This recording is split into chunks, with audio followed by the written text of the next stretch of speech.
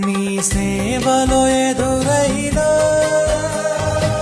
ఎన్నో సమస్యలలో నా బలమును చూచుకొని నిరాశ చెందితిని. నీ సేవలో ఎదురైన